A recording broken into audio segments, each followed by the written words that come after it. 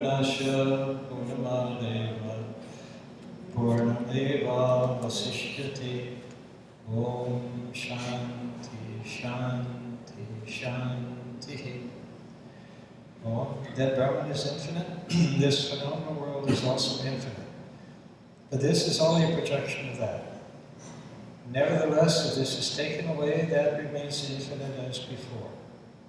Oh, peace to the individuals, peace to the planets, peace to the animals.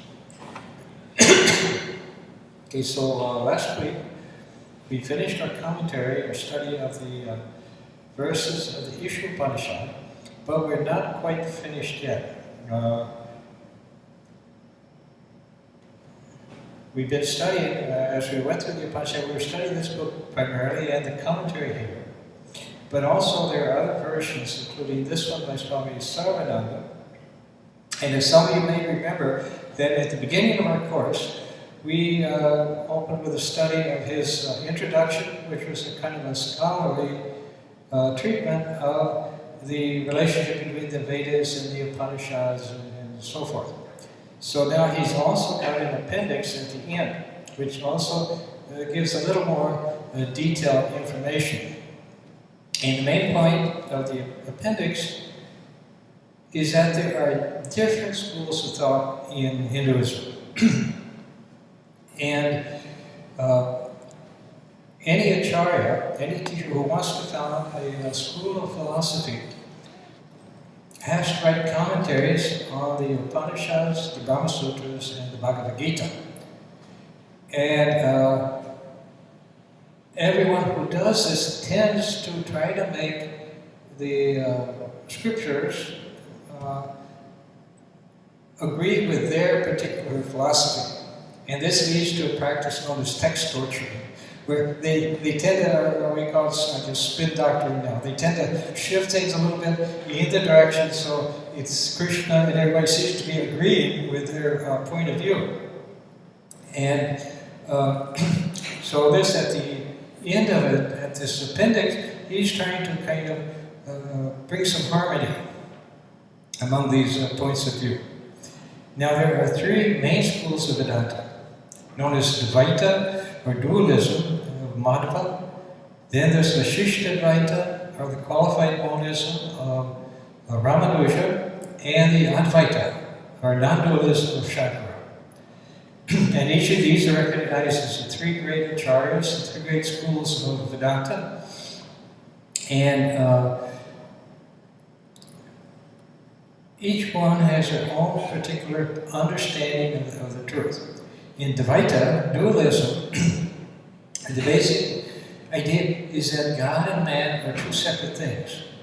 They believe that man is a soul, that each one of us is an individual soul, but yet we're different than God. We're different than the ultimate reality. Now in Vishishta Dvaita, or Ramanuja, or the qualified monism, the idea is that we are like the cells in the body. Each cell has its own individual identity, its own individual kind of shape and form and so forth, but yet the cell is a part of the body. It's connected with the body. So in Vishishta, the idea is that we maintain a sense of individuality, but yet we're connected now. We realize we're connected with everything in the universe, with God. Then the Advaita of Shankara, non-dualism, is that we are like, it's like you take a drop of water, and you have that drop of water in your hand. It's an individual drop of water. But now you put that drop of water in the ocean, and it's just ocean. You can't say this is the drop and this is the ocean. It's just the one expanse of water.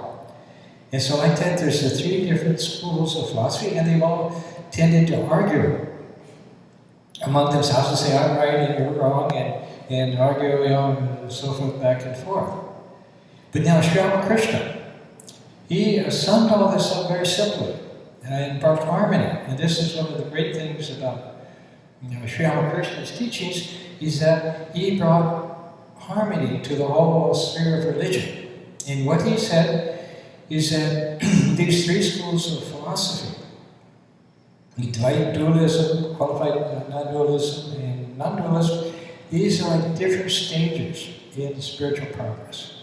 He said in the beginning, when we're starting out, we have a very strong sense that I'm this individual, I'm this personal self, I'm this body, I'm this mind, this personality. And as long as we have that sense, then we're something different than God. We see God well somewhere out there.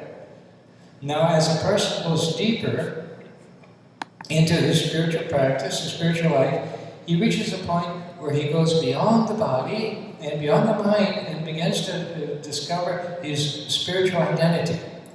He realizes that he is a point of eternal spiritual consciousness that was just using body and mind as instruments. And at the same time, he realizes that this point of spiritual consciousness, which he's identified with, is part of a vast ocean of consciousness. And so this is like the Vishishta Advaita, the qualified non-dualism. There's an individuality there. There's still a personal sense of this is me, but it's not the human identity anymore. It's become the soul identity. You know, I'm this soul here. And that, but that individual sense of identity is realized at the same time that it's connected with everything else. Now in the Advaita of Shankara, those boundaries which separate the individual consciousness from the pure consciousness, those boundaries disappear altogether. And then what's there is just the pure consciousness, just the Brahman, just the God himself. There's no longer an individual that's separate from God. This is all I'm here and God is there. It's now has become the one consciousness, and this is called the Advaita of Shankara. In other words, these three different points of view are just different stages of the person's experience as he moves along the spiritual path. Starting off as an individual, as a human being, something completely separate from God, and then slowly, gradually becoming more and more connected with God, until finally he realizes there's no difference, that there's only God. And so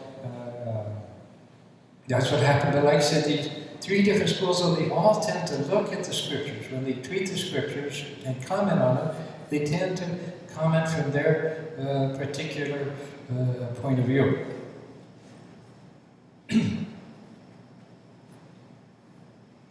So this, and not only, this is a special thing about Sri Krishna, not only did he kind of find harmony among the different schools in Hinduism, but among all the religions. And he said that really each religion gets a certain vision, a certain understanding of God. And then they base their whole thing on that understanding. It's like the old story of the blind man and the elephant. You remember there were three blind men came to an elephant. The first blind man, he touched the leg of the elephant. And then he said, well, an elephant is like a column or like a pillar.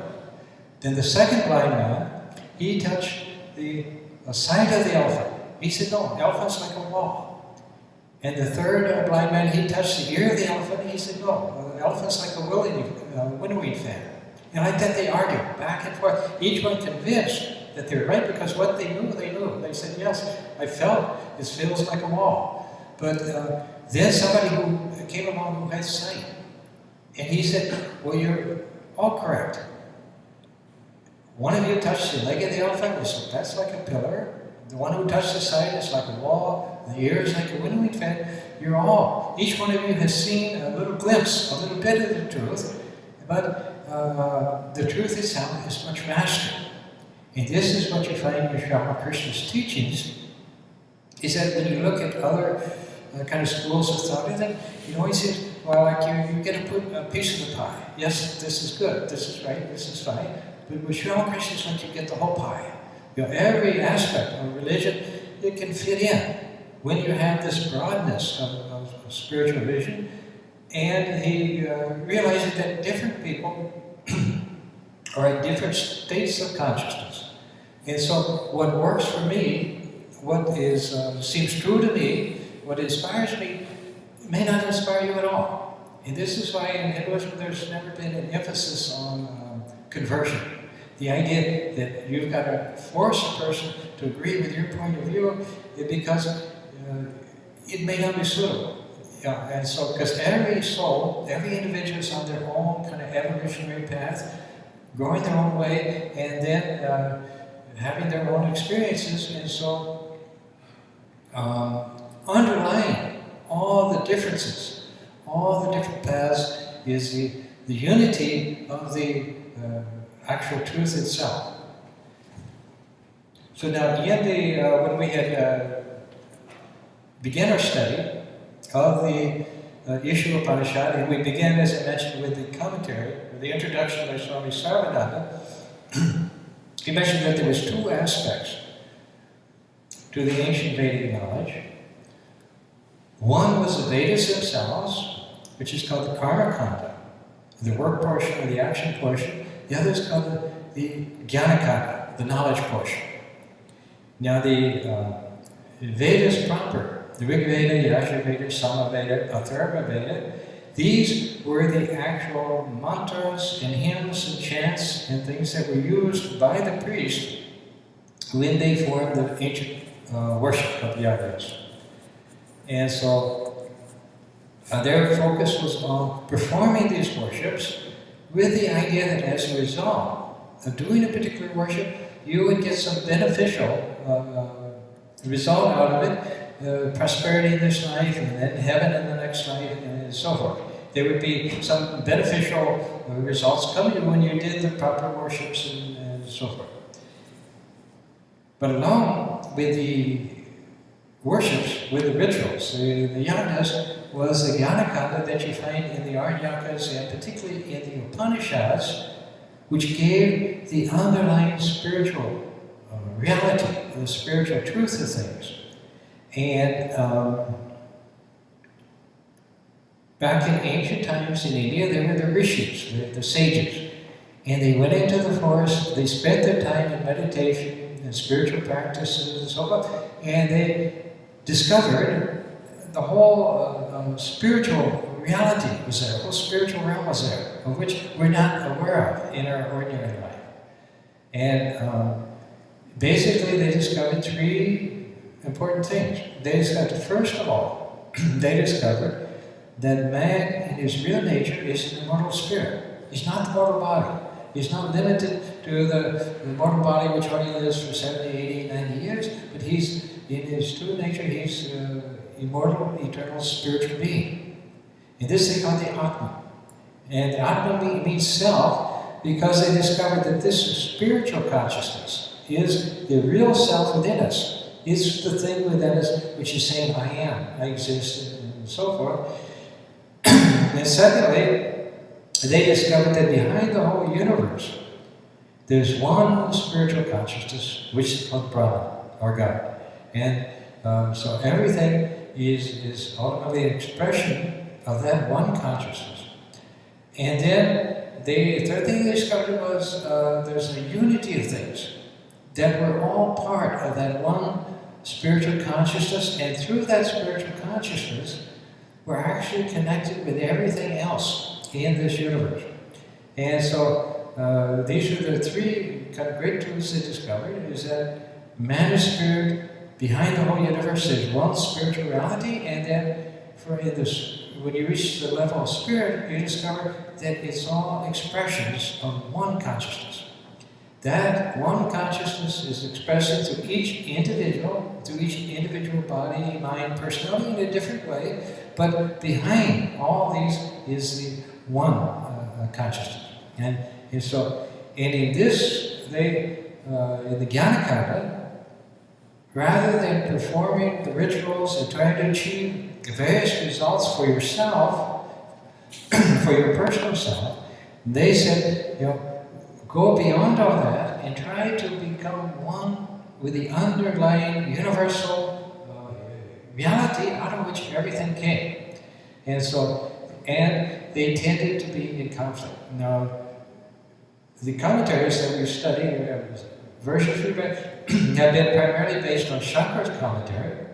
And Shankara, he was the Advaita, the non-dualists, who said, all these things, are unimportant. The goal is to become united with Brahman. The goal is to realize your oneness with God, and don't seek anything else. And so he strongly emphasized the jnana portion and kind of rejected the karma portion, the action portion. But now in this appendix by Swami Varadananda, he tries to kind of get a more balanced view. Because like I said, the scriptures themselves, they don't completely follow any particular school of thought. In some places they talk from the standpoint of dualism, other places from Advaita, like that. So it's really a mixture of things. And as Ramakrishna pointed out, this mixture of things corresponds to the various states of consciousness of different people. So the appendix said, he said that the study of the ancient religious literature of India reveals that from the Vedic time onwards, there were two main currents of philosophic thought in this country. One insisted on the importance of rituals, karma, and the attainment of heavenly felicity through them, while the other minimized the value of these and emphasized the intuition of Brahman through knowledge and ascetic practices as the goal of human life. The difference in these two philosophies affected the whole scheme of life advocated by the two groups expounding them. The first, preferring an active life in society, and the second, a life of retirement and mystic absorption. The Karmakanda of the Vedas, comprising the Samhitas and the Brahmanas, was the source of inspiration for the former, while the latter based their philosophy of life on the Jnanakanda of the Vedas, consisting of the Aranyaka and the Upanishads. It was, however, only in later times that these two typical doctrines in Vedic thought came to be systematized by Jaimini and Vyasa, that the distinction between them became well defined. Henceforth, they received the distinct names Mimamsa and Vedanta. The Advaitins among the Vedantas, holding that the latter system is no way directly related to the former.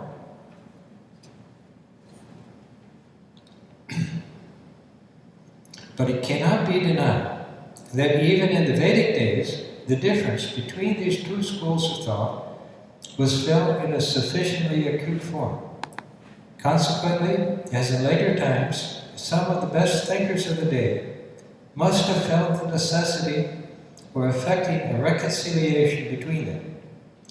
And most probably the Isha Upanishad is one such striking attempt. According to literary history, the Shukla Yajurveda, or the Vajrasaneyi Samhita, of which the present Upanishad is the 40th chapter, was comparatively a much later origin than the rest of the Vedic literature.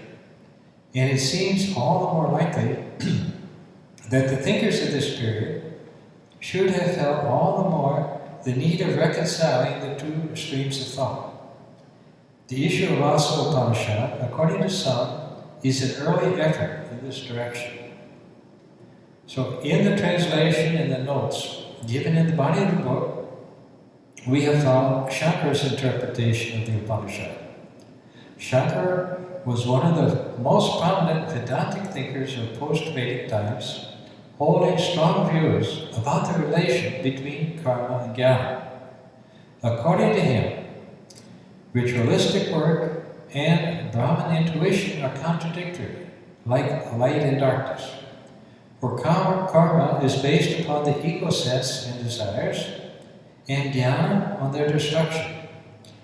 They cannot therefore be simultaneously combined. They can be reconciled only by allotting them to different stages of spiritual life. Karma of all kinds he relegates to the pre-knowledge stage.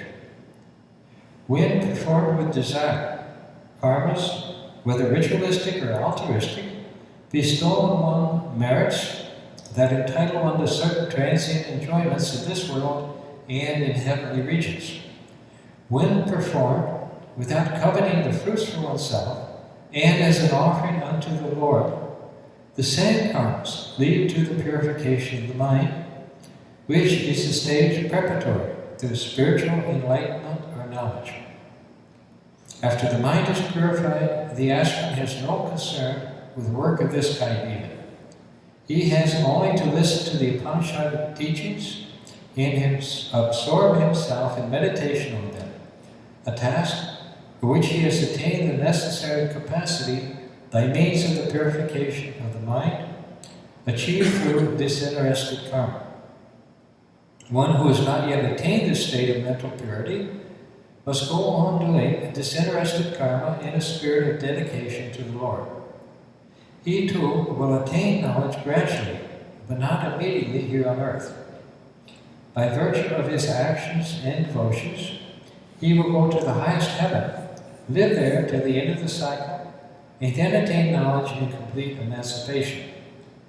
The way of attainment is called Brahma Mukti, or gradual emancipation, as distinguished from the other kind known as Jivan Mukti, or liberation in this very embodied state. Thus, according to Shankara, karma can only precede jnana, not coexist with it.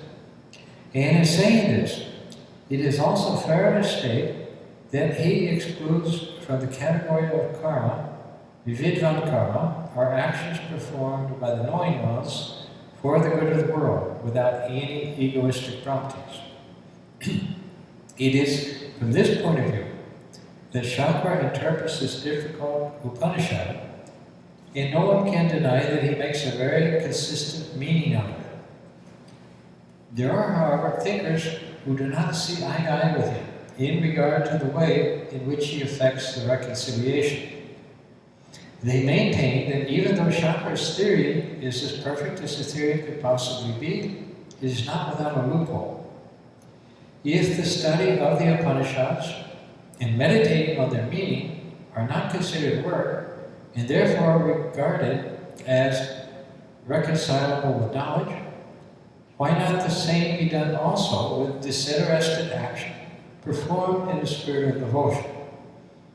The reply of a Shankarite would be that the study of the Upanishads and meditation, though apparently forms of work, should not be called work, because they lead directly to the destruction of the ego, which is the basis of karma. The others can very well retort that the same is the case with devotional and disinterested actions too. They also rule out the ego and are therefore no more opposed to knowledge or are merely indirect means to it than the study of the Upanishads and meditation on them. Hence, to them, knowledge and work of the higher type are not contradictory and can and ought to be practiced simultaneously for the growth of a healthy spiritual life. According to the view of these thinkers, this Upanishad, like the Gita in later times, is a plea for combining knowledge with disinterested action, perception of the many with absorption in the one, and devotion to the personal deity with the intuition of the Absolute. The Isha Upanishad can very well be construed in this light too. But in doing so, one has to give arbitrary meanings to certain expressions. The liberty taken in this respect is not in any way greater than what has to be taken for construing it as Shankara has done. The difficulty is largely due to the play upon words in the text. We therefore give below a free paraphrase of the Upanishad in this light, changing the translation only where the new approach to the subject requires it.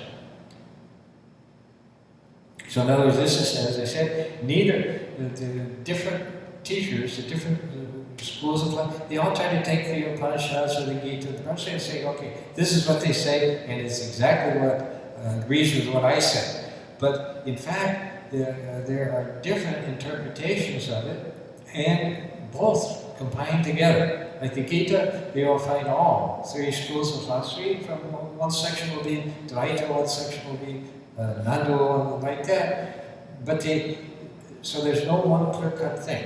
And so,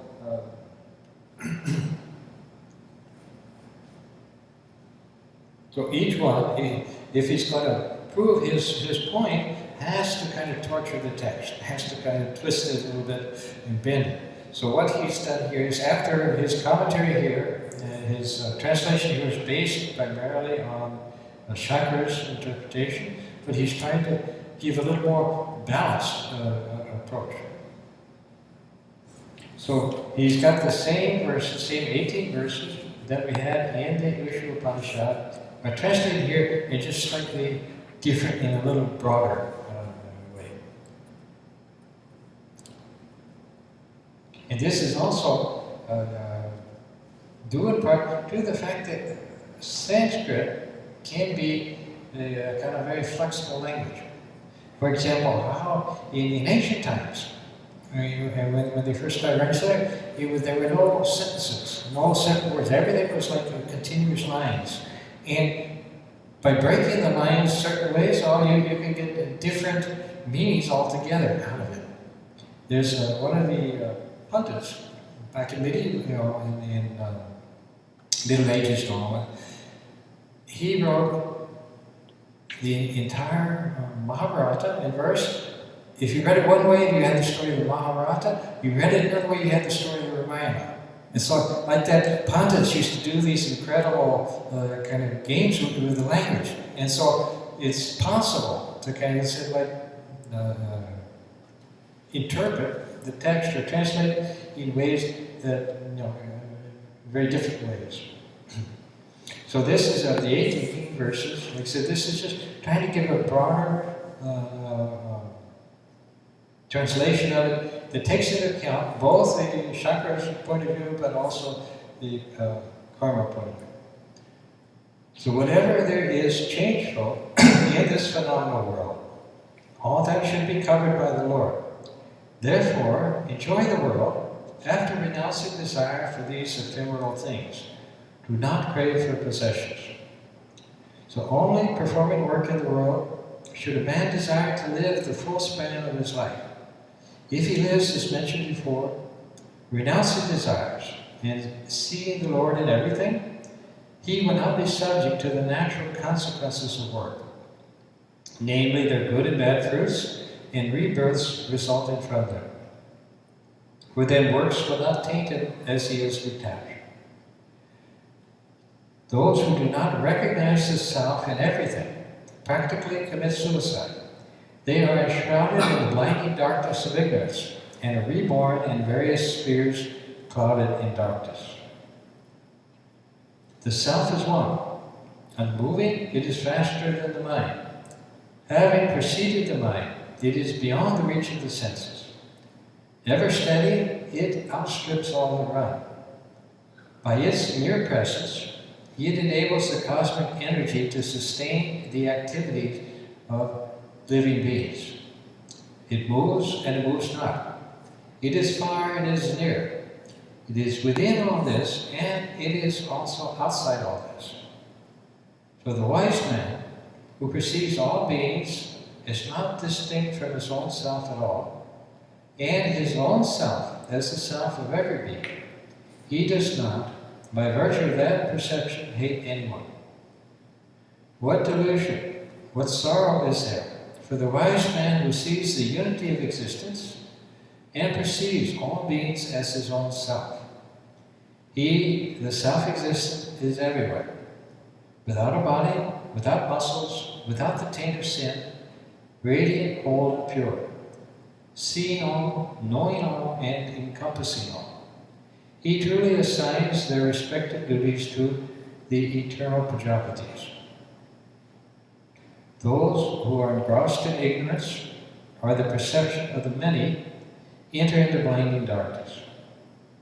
Into darkness that seems to be even greater than that, enter those who are absorbed in knowledge or mystic consciousness, of the one in trance.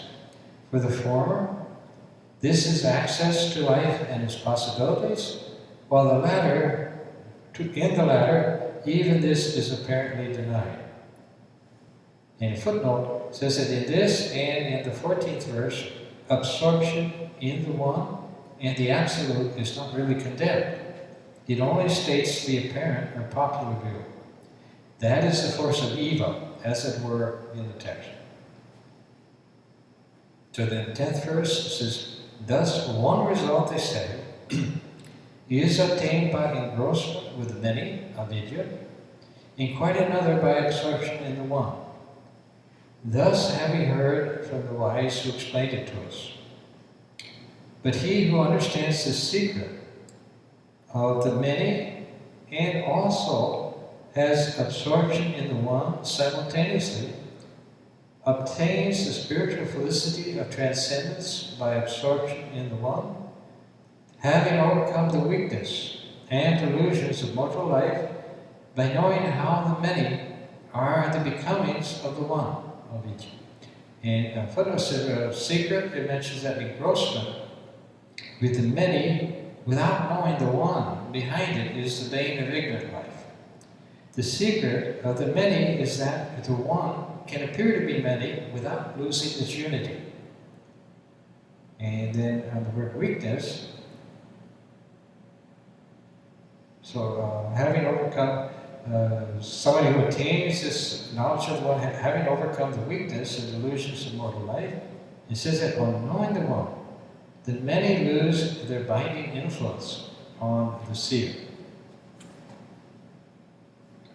So those who are engrossed with the worship of the born or a personal God, and footnote says that this is the stage of polytheism, and is therefore a very low stage. The personal God of verse 14, the later verse, is Ishvara, or power of the Absolute. The personal deity can be called born because it comes from the Absolute and is absorbed in it.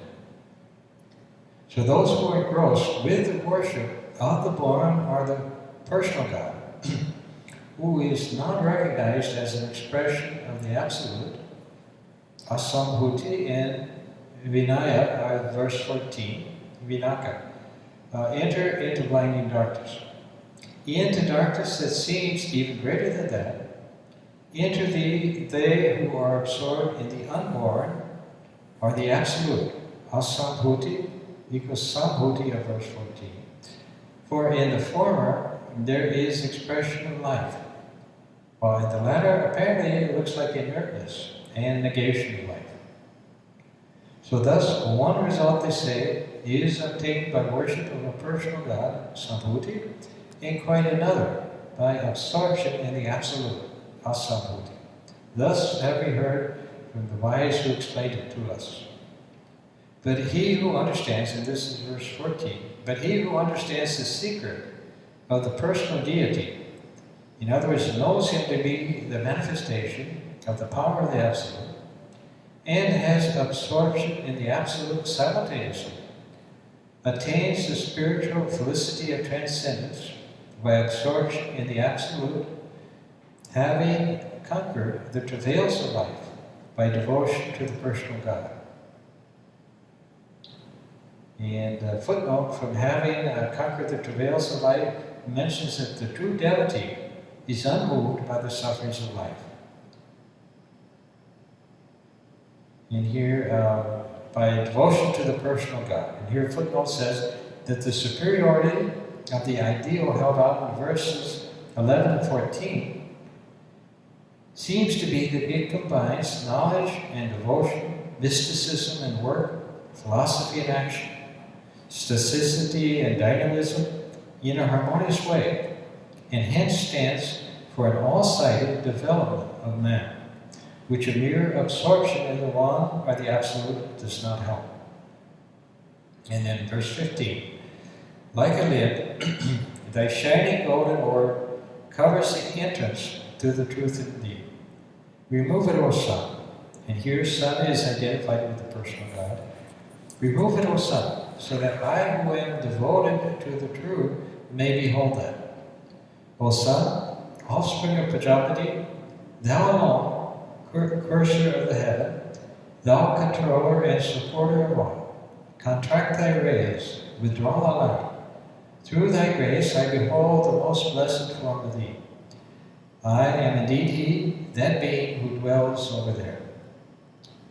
Now let my breath be merged in the all-pervading immortal prana, and the body be reduced to ashes. O mind, remember past deeds, remember. Mind, remember past deeds, remember. O Agni, lead us by the fair path, so that we may reap the good we have sown. Thou knowest all our deeds, O Lord. Destroy all crooked going sins in us. We salute thee with our words again and again. All peace, all peace, all peace. So now this translation here, like I said, it gives a broader view of things. See, there's two aspects to God. There's the transcendental aspect of God being himself. And this is what it was meant by Brahma. There's a state of consciousness in which you become absorbed in Brahman, and then you're not aware of the universe. The universe doesn't exist for you at all. The external world, anything else, you're just in that transcendental spiritual reality of Brahman. And Brahman, though, is not only transcendent, but he's also immanent, meaning that his consciousness pervades everything in the universe. This whole universe, everything we experience is an expression of his consciousness. And this was the essence, as we mentioned, of what this Upanishad had to say. In the very first verse, it says that whatever there is changeful in this ephemeral world, all that should be covered by the Lord. Therefore, enjoy the world. After renouncing desires for these ephemeral things, do not crave for possessions. In other words, it doesn't say reject the world, it doesn't say hate it, run away from it, or hide. It says cover it with God. Realize that what you're seeing as a world full of different people, and good and bad experiences, happy and unhappy experiences that you struggle with, underlie that world. Realize that there's the one consciousness, the one reality, the one being there, and be aware of that. Then you are kind of completely balanced. You can go into meditation, and if you're rationally ill, you can have samadhi, be absorbed completely in God in meditation, totally unconcerned, unaware that the world outside even exists. But when you come out of that meditation, then you also can realize that the same God is right here where I am. And in other words, he's both transcendent, something, an inner experience that's totally beyond the world, but he's also immanent, meaning every time, everything we experience, always what we're experiencing is God. We see it as different people, and we say this person's good, this person's bad, I like this person, I don't like this person, and we're always interacting to the appearances, to the qualities, and whether we like or don't like things. But underlying that is the oneness, the unity of things, that everything is an expression of the one consciousness, and then your whole experience becomes transformed from a constant warfare between good and bad, between happy and unhappy. So it becomes transformed into God ultimately revealing himself. In one place, Swami Vivekananda said that to the evil person, to the bad person, this very world was hell. On the other hand, to the good person, this very same world was heaven. But for the yogi, this very world is God himself. He knows we need not only to be able to kind of sit in the corner and meditate, but also to keep that consciousness, that same spiritual consciousness, even when we're in the midst of activity. And this is one of the reasons Swami Vivekananda started the Ramakrishna Mission, which, as you know, the Ramakrishna Mission throughout India and many places where it conducts a great deal of social service, a great deal of service, hospitals and schools and all kinds of things they do. previously to that, in India, particularly monks, they basically lived in the forest. They basically just followed their own life, wandered around, had no particular involvement in society at all. They just sought to experience God, within. But Swami Vivekananda said that he didn't want his monks, monks of the Ramakrishna, to become like hothouse plants. He said when a person's all alone, nobody's there to bother him, it's very easy to be calm and peaceful. But as soon as you go back out into the world, all your calm and peace, falls apart. So he said, you have to be able to hold on to your spiritual development, your spiritual growth, even your spiritual consciousness, even in the midst of when you're involved in things. Then you're truly kind of have a steady spiritual life. And so this is the idea that this Upanishad particularly expresses. He said, when you're aware of this world, when you're not in samadhi, then realize that this very world itself is God. This very world is the presence of God, and try to understand that behind or underneath the appearance of what you see is the one divine consciousness. That one consciousness is manifested through me and through you and through each and every other person. In ignorance, ajnana, the state of spiritual ignorance, we're not aware of that. And then, like I said, we see how things appear to be and we react accordingly, get upset and so forth. But when you start to become aware of it, then you're living more and more into harmony, connection with the oneness of things. And you become a part of that oneness. And so then, life, instead of being just this battle with trying to make things happen, trying to make things be the way you want them to be, they now becomes the revelation of God's glory. Even in the most mundane experiences, most mundane work and so on, God's presence is there. Now the reason, one reason for the conflict that we saw the chakra between the karma kanda, the path of action, and the jnana kanda, the path of knowledge, is that in those days, particularly, behind most of the worship that they did, the rituals they performed, the worships, like I said, they were meant to bring a particular desire, a particular blessing to the person, both prosperity in this life and also the enjoyment of heaven somewhere. But basically behind was this selfish motive. I'm doing this so I can get this. And most people, when we work, this is the attitude. I'm working so I can get paid, or I'm working so that I can buy a new car. And like that, we do what we do largely driven by something we're hoping to get for ourselves, and this then creates the bondage of karma. That you're getting caught up in the process. You sow a certain thing, and then eventually you have to reap what you sow. Eventually it comes back to you, and you go through it like that, one thing after another, and you're chasing. All thinking, oh, now I want this, now I want that, now I want that. Like the soul is just going around running after different things. But when worship, or ritual, or anything is done unselfishly, as a pure worship, out of love, out of a sense of self-sacrifice, then instead of being an obstacle that changes you to this cause and effect of pulling you away from God, it now becomes a means of bringing you to God. Because when you do anything, even the simplest action, with the right state of mind, it not only gets the job accomplished, but it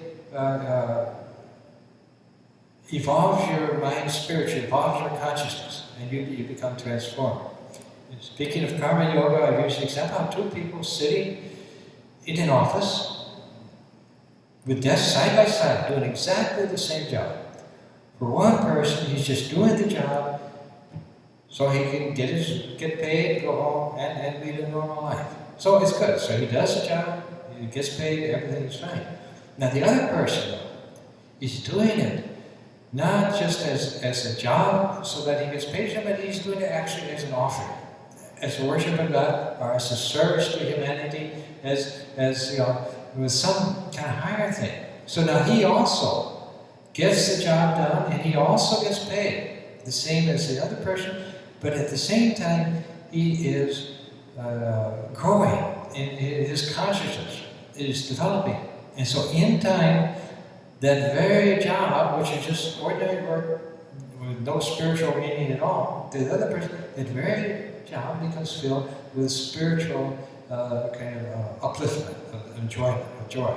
And his whole being begins to experience the spiritual reality underlying whatever he's doing. And this is, as a person's consciousness becomes spiritual, then he realizes that wherever he is the temple of God. In whatever he's doing, it's the worship of God. And in that attitude, the karma kanda, the action and the meditation, these two merge together and they balance. So that one time you're able to go inside, meditate, get away from everything, and get absorbed in God. Other time you come back out and you're able then to see God manifest in the world and to be God's instrument, God's child, His servant in the world, and be a part of His manifestation. So, any questions?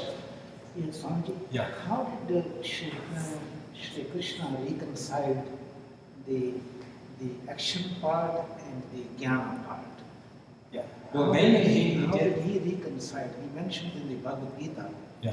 I understood this point that you must do that they call it the pravritti marg, that is and the nivritti marg. Mm-hmm.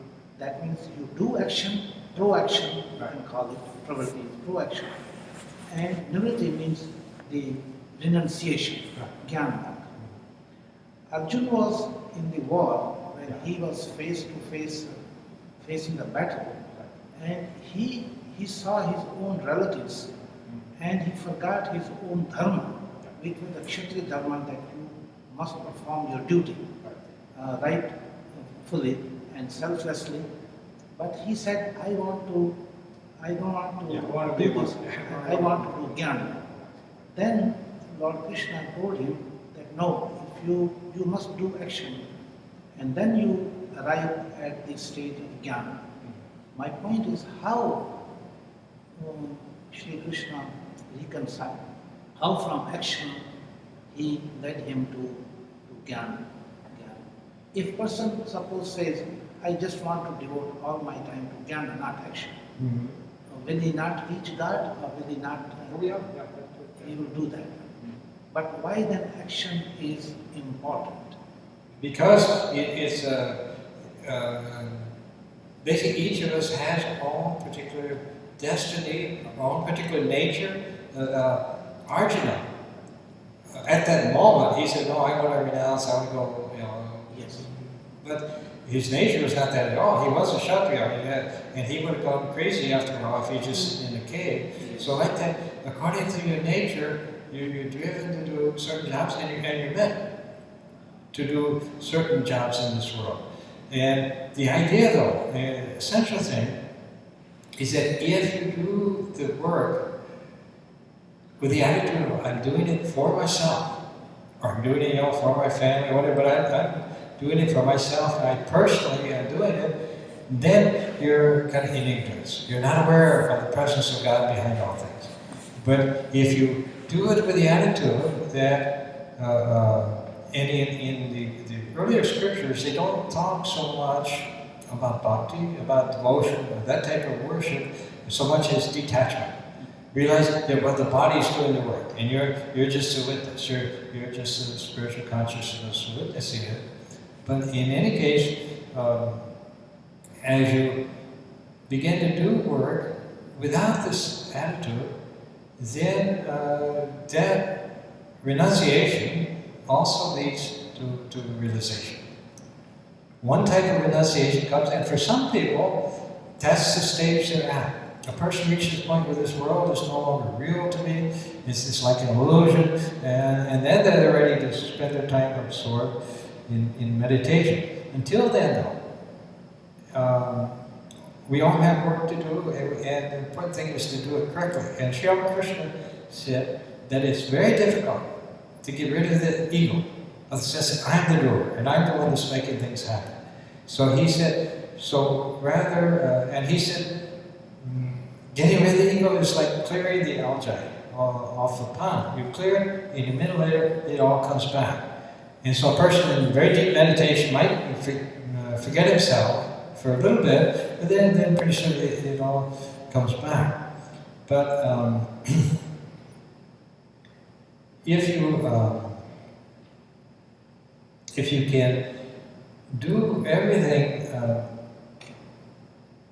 rather than having what Sri Ramakrishna called the unripe ego, meaning, oh, I'm so intelligent, I'm so educated, I'm so important, all this things I'm accomplishing. Instead of that unripe ego, if you do things with the ripe ego, which is, I'm just the instrument, God's the doer, I'm the child, God's the mother, I'm the servant, God's the master.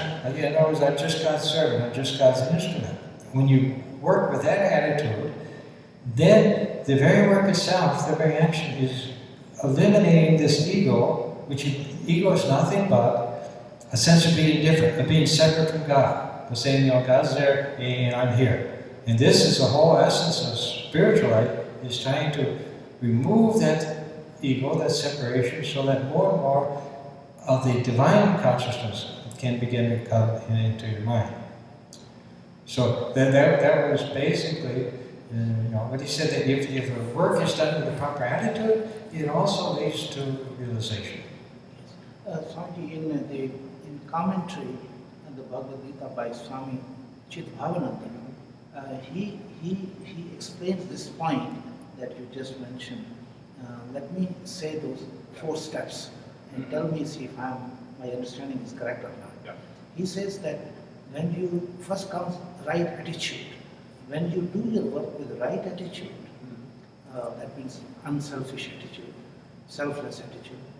When first should be right attitude.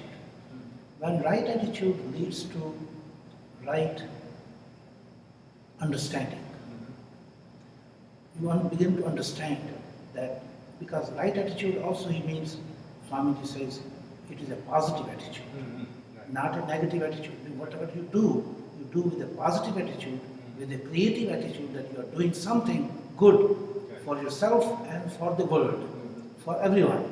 See, so you should have a positive attitude. That is the right attitude.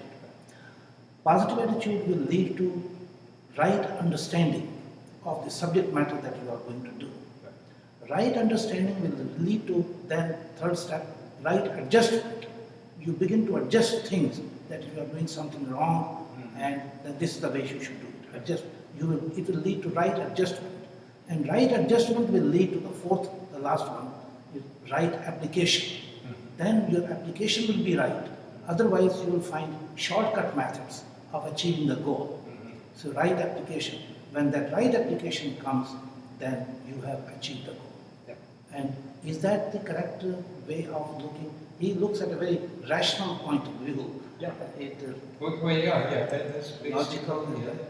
It is, see, the whole essence of karma yoga is eventually is founded on the idea that I, with my personal desires, my personal wishes, my personal goals to accomplish, I'm not the real doer. That is only God. It's like Swami Varadananda said that a pen might say, oh, I've written hundreds of letters, but actually it's the hand that's writing the letters. We're actually just instruments. If we knew correctly, we'd realize that this particular human identity is just an instrument, and that God is the doer. God, our spiritual consciousness is the real doer. And so this shift is the change that you're trying to achieve, and through that shift, you're moving in from ignorance into knowledge. And it's like, I've used the example before, to understand this principle, is that you have two artists, two painters. Now, one painter is all the time thinking about the market. He's thinking, oh, what's popular in the market? What should I paint? How much can I get? And so forth. In other words, all the time he's thinking, okay, how can I make this painting pay for me? Now, another artist, though, just wants to create something beautiful. He's got an inspiration and he just wants to express it. Both are working, but the other one, anybody we recognize, well, we'd say this is a much better painter, much greater artist. In the same way, when we have the right attitude, it doesn't mean we won't do anything anymore. But we will be operating out of love and inspiration just without any thought. Oh, are people going to reward me? Are they going to give me something in return if I do this? No, it's just everything. And this is what happens as an ignorant individual person. We're basically getters.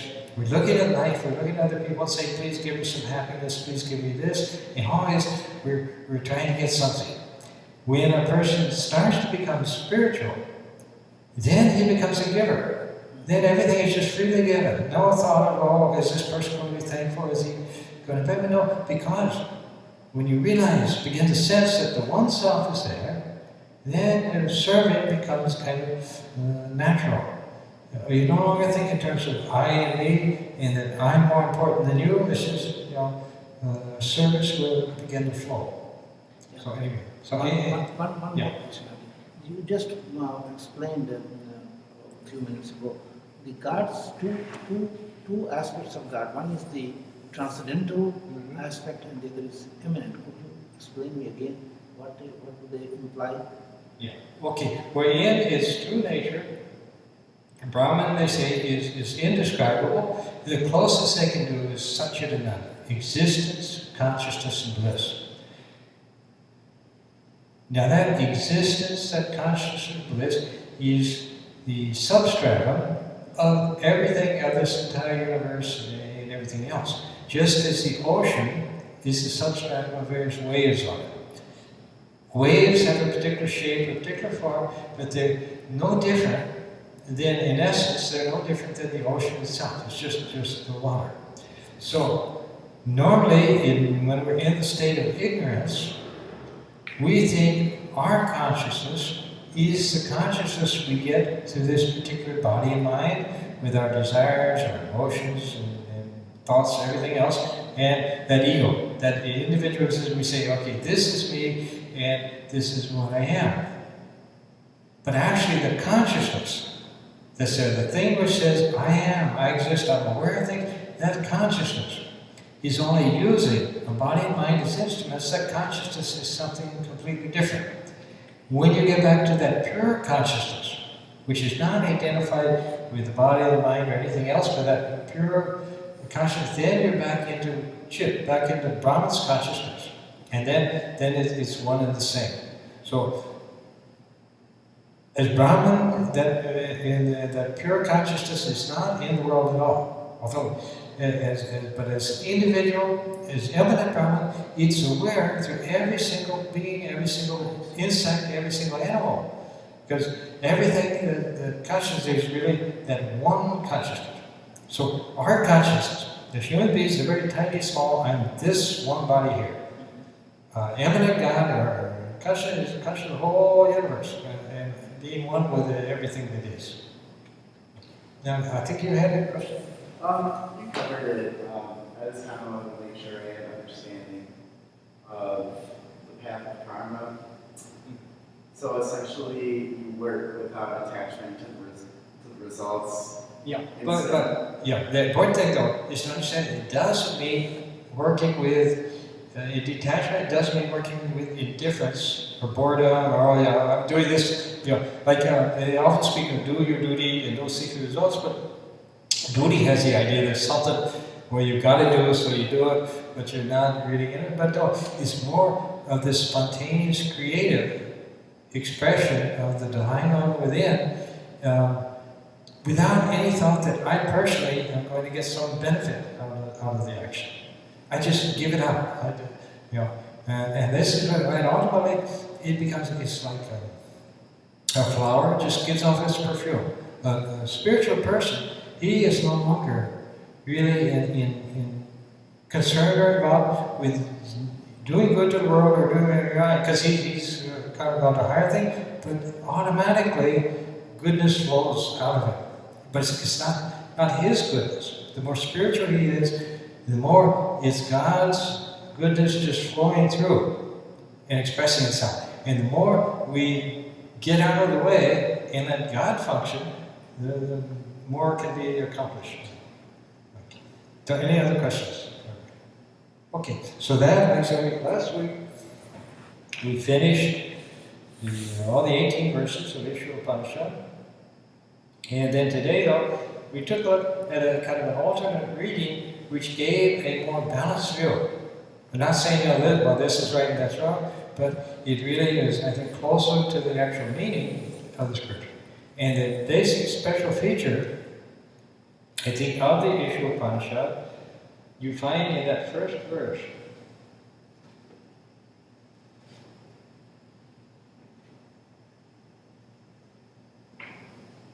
Which says, whatever there is changeful in this ephemeral world, all that must be enveloped or covered by the Lord.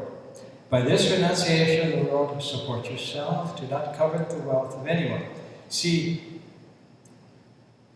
the renunciation is speaking of is not one of hating the world, of shunning everybody, of running away somewhere, but it's the renunciation of your selfish relationship with the world. And covering everything with God, seeing God everywhere. And as you do this, as you think in those terms, instead of seeing the world as my personal kind of playground where I'm trying to get whatever I want, but begin to realize, everything is actually has the divine Lord underlying it. That's the renunciation that takes place, not the renunciation of action or of liking people or anything else, but the renunciation of your selfish attitude towards things, where you look at everything in terms of what's in it for me, what can I get? Now you just, as you begin to think in terms of the underlying oneness and the underlying unity of things, then you begin to find yourself becoming unselfish, naturally. And that's, Swami Varadananda said this was the essence of religion. He said, selfishness is contraction, and contraction is death. Unselfishness is expansion, and expansion is life. And this, he said, God, when you want to know what God is, he said, God is complete unselfishness. With God, like the sun, is always shining, always giving its rays, never thinks, well, what's the ray going to do for me? What's the world going to do to me? It just shines. And so he said, God is like that. The eternal giver, always giving. And the more we approach God, the more we become givers rather than takers. So anything else? So did Shankaracharya finally agree with Sri Krishna's reconciliation? He sort of, yeah. He actually, he in his philosophy and things, he takes a strong kind of right out of it. But in other places, he's actually, it's interesting. Shankara, who's supposed to be such a high Advaita, his hymns are the most beautiful hymns you'll find. And everyone who says, he worshipped Divine Mother, divine custard power. So, and see, there are philosophies, there's intellectual ideas about God, and then there's actual spirituality. And so the actual spirituality is something much vaster than anything we can put into one particular theory or one particular kind of school of thought. Okay, so now, right now Swami Isha Upanishad is in Valparaiso. He had a program at the Unity in the Dunes church there, and then the group came to our Chicago calling too. But then tomorrow, he's taking part. Yossif Chowdhury, who's our friend, he wrote the book Vivekananda in Chicago, but he discovered uncovered evidence that Swami Vivekananda had actually spoken at the Opera House in Valparaiso. And he did all the historical research and everything, so now they are going to install a plaque there in commemoration of Swami Vivekananda tomorrow. So Swami's there for that. And also, there's a new movie on Swami Vivekananda that's come out from India, so there's going to be a showing of that too. So then Swami will come back, and then Sunday, we have a Krishna Janmashtami Puja. That'll be 11 o'clock, and there'll be Puja, and then Swami also will do, lead some bhajans and things. And then, following weekend, from the 22nd to 24th, we're going to have a retreat at Ganges with Swami Varadananda. And he will speak on, I think, the Isha Upanishad. Yes. So that'll be 22nd to the 24th.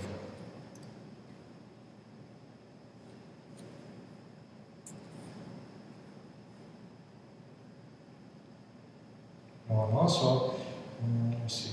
Well, Monday, I have a program downtown at Daily Plaza with Council of Religious Leaders. In the Metropolitan Chicago, they have like a prayer meeting, prayer for peace, because of all the violence. And it's just, some areas have started to really heat up, like in Gaza and other places. So there's going to be kind of an interfaith, prayer for peace, right in Daily Plaza. That'll be Monday at 12. I think it's close to 12 to 1.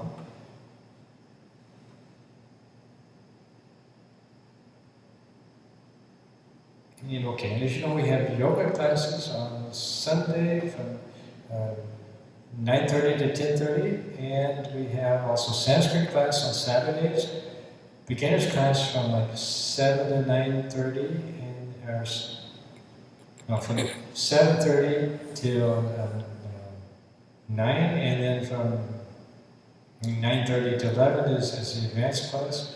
So, but anyway, every Saturday morning there's Sanskrit class. Every Sunday morning there is a yoga class.